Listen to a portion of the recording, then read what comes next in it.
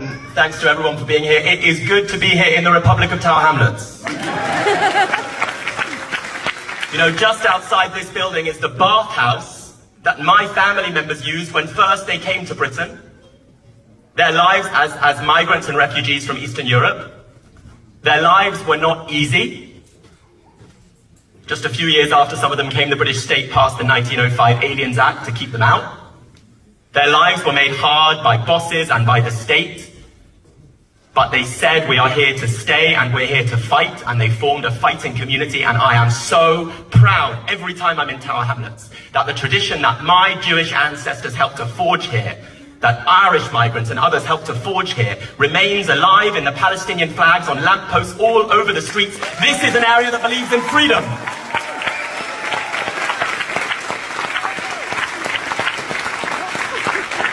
You remember just before one of our demonstrations, a few weeks ago, the Evening Standard had that headline with two symbols, the poppy and the Palestinian flag.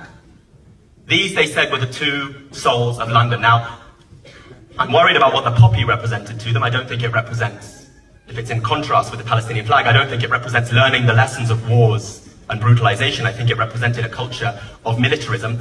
But I was just so struck when I saw that headline, that the Evening Standard, that oligarch-owned, Osborne-edited, union-bashing Tory paper, had to acknowledge that half of London, I think it's more than half of London was represented by this flag, the Palestinian flag.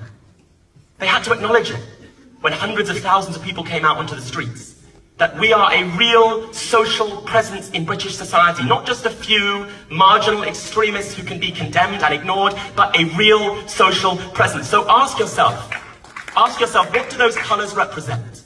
The colours of the Palestinian flag. And learn the lessons of history. They say those colours represent terror.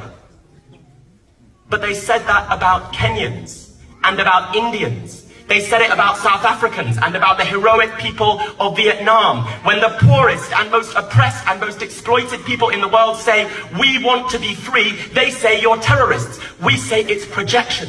We say colonial power, which brutalizes and savages all over the world, calls other people savages. The only savages are the people in the offices and the headquarters of corporations and states in London and Washington who plan massacres all over the world. We say the Palestinian flag represents human freedom.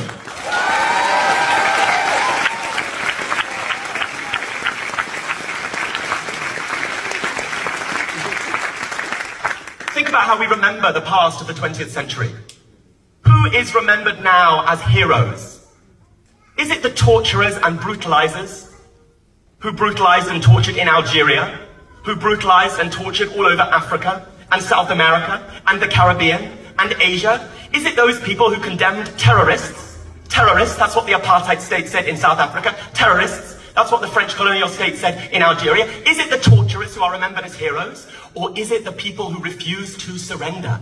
And those all over the world who stood with them and said, we will face whatever attacks come our way, because we know that no attacks will be as severe and as brutal as the colonial attacks on you. And so we have no right to surrender as long as the oppressed, colonized Palestinian people continue to believe in universal human freedom.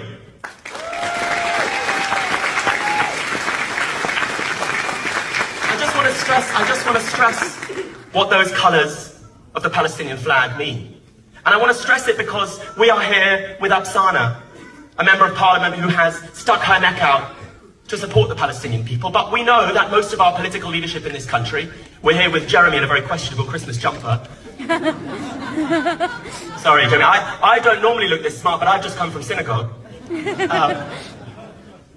So with a few very honourable exceptions, it's not a great jumper joke. With a few very honourable... Sorry. Don't come into a room like this and attack Jeremy Corbyn. That is a very unwise move. With a few very honourable exceptions, most of our political leadership in this country does not stand with the Palestinian flag, does not stand with the hope of human freedom, and it's no surprise we live in the core of empire. So just remember what side they stand on. When people are imprisoned in an open-air prison, chased from the rest of Palestine. 80% of the population of Gaza aren't from Gaza. Chased from the rest of Palestine and imprisoned, and then besieged, and then bombed, and then their food and water and fuel are cut off. When the United Nations and the World Health Organization say more people may now die of disease than in bombing. Trapped and bombed. Trapped and brutalized.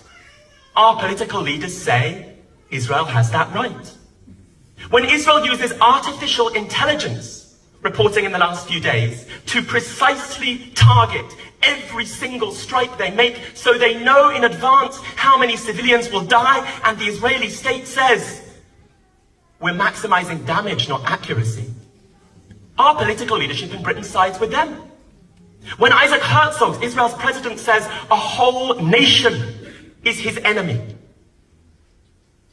When a former major general of the IDF, Giora Eiland, writes that we should encourage epidemics in Gaza because that'll make it easier for us to win. And then when we witness the deliberate destruction of Gaza's health infrastructure, the bombing of hospitals, the targeting of over 60 ambulances, the murder of doctors, the killing to date of more UN workers than Hamas commanders in Gaza, that level of brutalization and attack on human beings, our political leadership stand with it. Well, we stand against it. We're on the other side, Rishi Sunak. We're on the other side, Keir Starmer, and we're proud of it. We stand with millions, billions of people all over the world who know that this whole Western imperial order that sanctions great violence in the interest of profits for a few has to be brought down. That's where we stand.